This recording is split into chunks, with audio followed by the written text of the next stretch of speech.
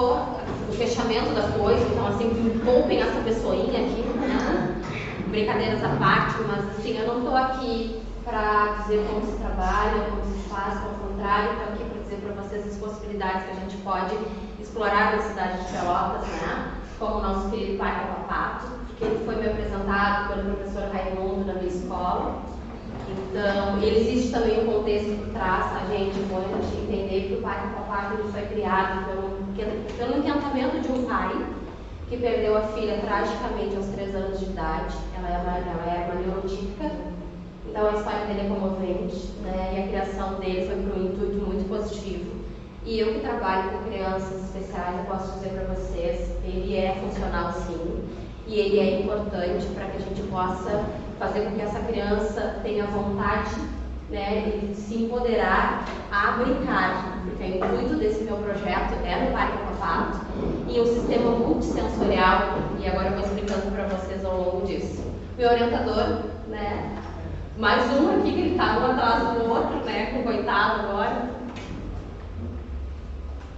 Então, como as demais professoras, eu também tenho uma história acadêmica, tá? Estou há 20 anos na Escola Luiz Bright, mas antes também de iniciar, eu quero agradecer 3 pessoas que eu queria Ricardo pela ajuda, a Rita pela ajuda, o professor Raimundo, que são pessoas fundamentais nesse projeto. Depois eu vou explicar por que também. Bom, é uma caminhada, né, gente? Como todos vocês, a gente sabe que lecionar é uma tarefa muito difícil. Então, realmente, o professor hoje enfrenta um desafio muito grande. E não é porque eu trabalho numa escola especializada que não é diferente para mim, pelo contrário, é muito desafiador. E eu me encontro cada vez mais com dificuldades, porque as crianças estão vindo com várias deficiências, né? Então, a gente já não tem mais na escola só o deficiente visual. Então, está sendo um desafio. Aqui tem uma foto minha, né? Por que essa foto com texturas? Porque o deficiente visual, ele precisa, tá? Dessa parte sensorial. Então, por isso que a ideia do projeto foi criada.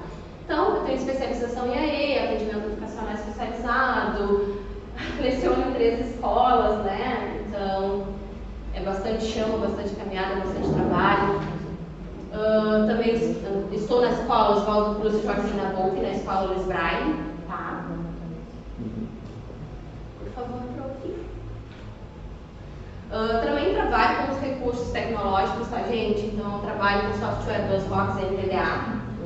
São software que facilita a vida desse deficiente visual para que ele possa compreender os recursos e trabalhar com a tecnologia também, né, para que ele possa manusear os celulares e possa ter uma autonomia maior naquela vida dele, né, que seja mais funcional as coisas para ele. Então a gente já trabalha um tempo ali. Também trabalhei na casa aqui no KVG como tutora, né, por 4 anos. Também fui supervisora da rede, né, municipal de Pelotas, trabalhei na Universidade Católica.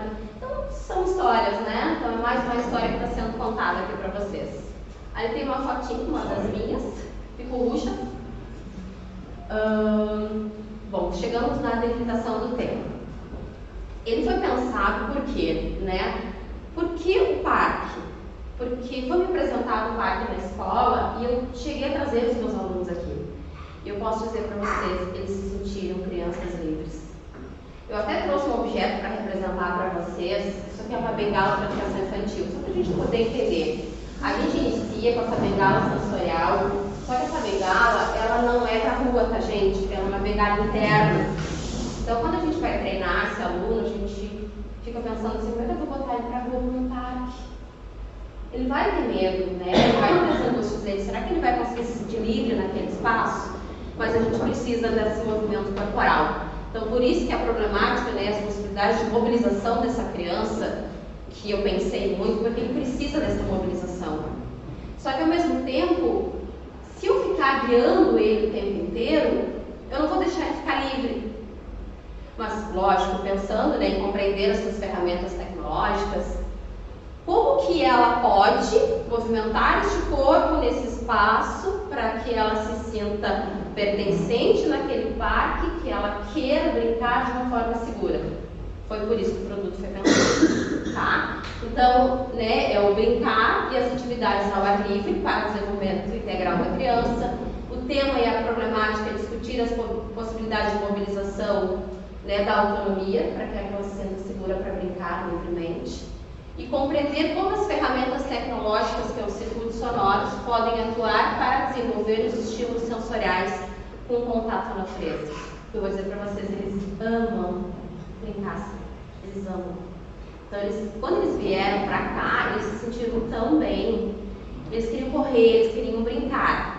Mas como que eu vou proporcionar uma criança cega para brincar no brinquedo assim, se ele não tiver uma certa atenção e um certo cuidado para também não se machucar, né? Isso tudo foi pensado. Então, aí que entra o nosso problema de pesquisa, né? Incomuso. Na verdade, ele vai só fazer um movimento, né? Para que ele sinta que ele vai usar um recurso que seria a bengala. Tá? Então, ele começa através de uma brincadeira, na verdade. E essa bengala não vai para a rua, uma bengala só de espaço interno. Até o professor me questionou, mas aí nós não vamos botar uma passarela para eles perceberem? Aí a gente conversou bastante sobre isso, né? Bom, então como os estímulos sensoriais, através dos ruídos sonoros, podem incitar e encorajar a autonomia de crianças cegas no parque ao papato? Aí é que mexeu comigo. Como que eu vou fazer isso, gente? Se ao mesmo tempo que eles querem brincar livremente, mas eu tenho que dar segurança. Por exemplo, quando eu falo em crianças cegas, eu tenho crianças que têm uma baixa visão muito baixinha. E, por exemplo, se ele bater a cabeça nele, ele pode perder aquele resquício de visão que ele tem, que é chamado 0,5, tá? Que é a nomenclatura que leva. Então, assim, eu tenho que ter esse cuidado, porque se essa mãe confia em mim, né? Se eu estou dizendo que ali é um espaço lúdico, que é um espaço prazeroso, que é um espaço pedagógico, eu tenho que dar essa segurança. Então, tudo isso, na minha prática, eu fui pensando, e até por ter já trazido os meus alunos aqui, como que eu vou fazer isso? Então, eu estava meio, vamos criar, vamos pensar nessa possibilidade.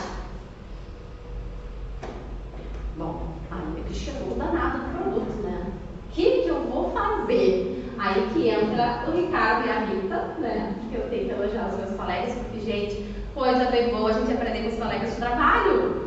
Então, vocês são professores, vocês são os meus colegas. Então, a gente está aqui para aprender. Eu não estou aqui, né, para passar nada para vocês. Pelo contrário, eu estou aqui para a gente fazer essa troca.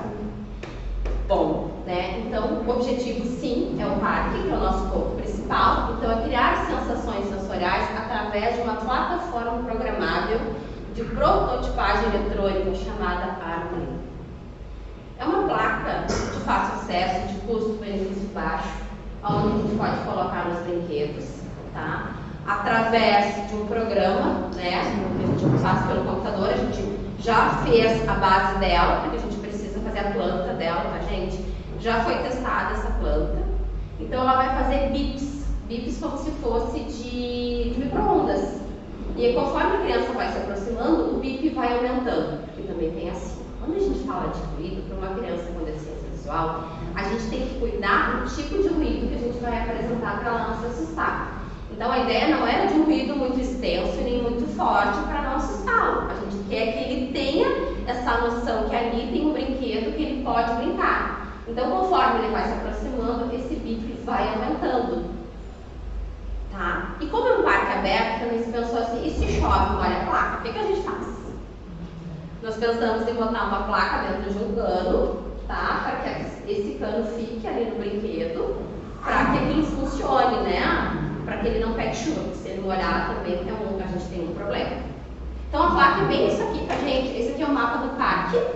Então o parque, quando tu chega ali, tu já tem um mapeamento dos brinquedos, o nome dos brinquedos, tá? E a placa é bem este modelinho aqui que a gente colocou aqui no desenho. Então os objetivos específicos, na verdade, é sistematizar o conhecimento científico das crianças, né? E resgatar os conhecimentos espontâneos dos alunos a partir das vivências e relacionados com os estímulos sensoriais, analisar as potencialidades de utilização do parque como recurso pedagógico e confeccionar a placa.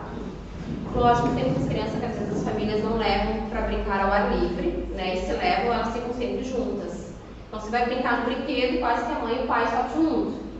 Né? Então ela não se sente segura, isso até dentro da escola, depois para fazer com que ela se movimente no espaço interno, ela não se sente segura, então ela precisa geralmente de um guia, Então a gente não tem isso, né? A gente faz o treinamento dela, mas a gente não tem um guia a todo momento dentro da sala de aula pra gente. Então, nem monitores tardias, então assim, a gente não tem auxiliar, então fica bem complicado. Então a gente precisa ensinar essa criança no banheiro, né? Precisa ensinar essa criança a ir na merenda. Então é nos espaços das brincadeiras que a gente vai empoderar essa criança.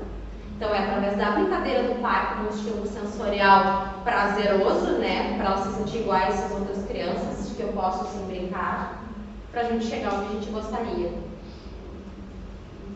Então, o objetivo específico, né, registrar o processo pedagógico com o uso do circuito sonoro para o desenvolvimento cognitivo da criança cega.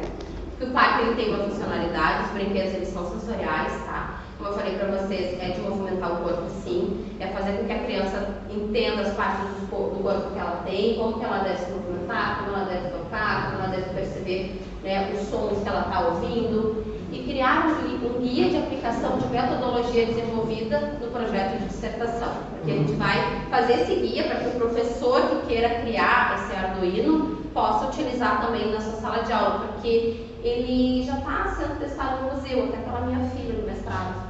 Né? Então ela está fazendo essa testagem do Arduino também para dentro dos museus, para que ele fique mais funcional.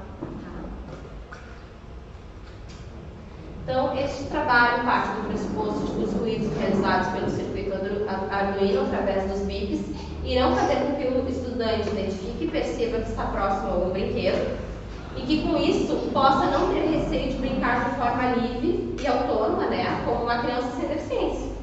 E nesse sentido, a contribuição social da pesquisa está em possibilitar uma inclusão social real para a criança cega através do viés educativo. Porque ele vai ter um viés educativo, nós precisamos, eu vou preparar eles em sala de aula primeiro, não é só largar o parque, tá, gente? Então, agora eu vou chegar na revisão, mas só para dizer para vocês que vai existir uma parte pedagógica em sala de aula, que eu vou explicar daqui um pouquinho, tá? E na revisão de literatura, gente, eu procurei muito, tá? Tanto no Google Acadêmico como nas teses de dissertação, não achei nada. Porque geralmente ele é usado mais em museus, tá? Nos parques ao ar livre a gente não encontrei. E eu coloquei de diversas formas e foi zero. Não encontrei nada. A minha tristeza. Né? Então, realmente foi bem difícil assim, essa pesquisa. Então, eu me vi mais desafiada a fazer, com mais vontade ainda, porque eu vi que não existia. Né? E os resultados, então, como eu disse, não foi encontrado nenhum. E a base maior de toda a literatura é usar Vygotsky, por quê? Porque o Vygotsky ele trabalha muito com a questão dessas deficiências, né? Então ele traz bastante vazamento teórico e nos ajuda a fundamentar essa dissertação também e entender, né, essa funcionalidade desse corpo, dessa criança cega, porque se for falar aqui tem várias possibilidades de como ele, né, vir a ser deficiente visual, mas não é o caso aqui. Vou trabalhar também com o Freire, né, com a pedagogia da autonomia, e também com o Ricardo Vygotsky, que seria mais ou menos nessa linha. E a metodologia, né, a revisão da literatura, porque eu preciso de uma fundamentação teórica, que eu acho que é importante para todos nós. Realização de aula com os alunos, ó, como eu falei para vocês, né, que nós vamos começar com esses questionamentos e a interpretação dessas vivências, porque será que eles têm essas vivências? Será que já foram no parque ao ar livre, né? Como foi essa experiência? Então, para a gente começar a entender essa ação desse corpo nesse objeto, que seria os parques, né? Então, vou fazer simulação de brincadeiras dirigidas. Como eu disse para vocês, eu não posso botar essa criança em risco, então eu preciso fazer um trabalho em sala de aula, tá, gente?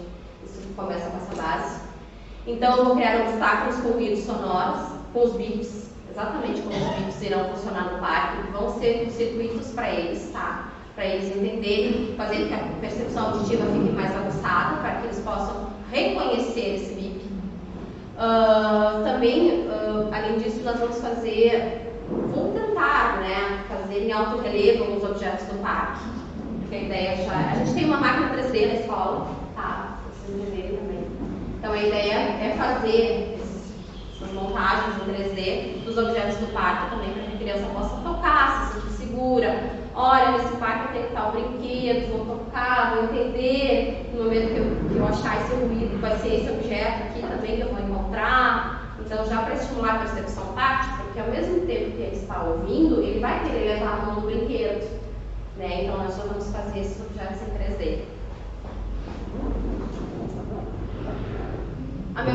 Hoje, né, a compra dos materiais para Arduino, como eu disse para vocês, é um material de custo-benefício, então dá para a gente poder colocar nesses brinquedos. Já o material do 3D é complicado, já é bem mais caro, não sei como que nós vamos fazer, mas a escola recebe, né? A gente de repente pode comprar mais em conta, porque para a escola esse material é mais acessível, entre aspas, né? Porque realmente uma máquina 3D o material é bem caro. Mas a princípio a escola vai querer abarcar isso, então a ideia é que funcione, porque a gente já tem essa máquina lá, tá? E criar um guia de aplicação para que todo professor que receba esse aluno, né, e que tenha interesse de usar o Arduino em sala de aula, até para estimular a percepção auditiva desse aluno, ele possa fazer a sua própria construção do Arduino. Tá? Porque assim, eu vi que mesmo não sendo da área técnica, é possível fazer. É mais ou menos, a gente faz um cronograma, mas a gente sabe que esse cronograma vai se modificando ao longo do tempo, né? Mas ele foi feito até para a gente poder se organizar com a questão de material, a questão da aplicação, né? Para ver se vai dar certo até a gente chegar nessa nossa defesa que a gente tanto sonha. As referências bibliográficas, né? Como eu disse para vocês, vão usar bastante Vygotsky, o Paulo Freire, para ter como base e tentar construir essa dissertação de uma forma mais tranquila não vai ser, né, professor? Você está galando agora.